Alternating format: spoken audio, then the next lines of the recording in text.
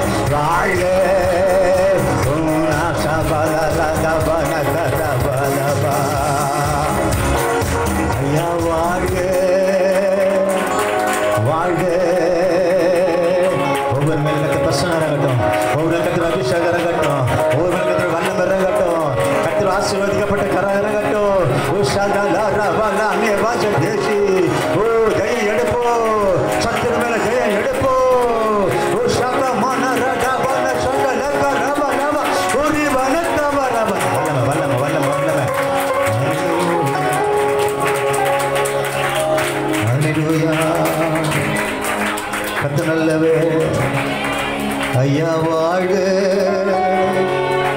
வாழ்க நாமம் வாழ்க ஐயா வாழ்க வாழ்க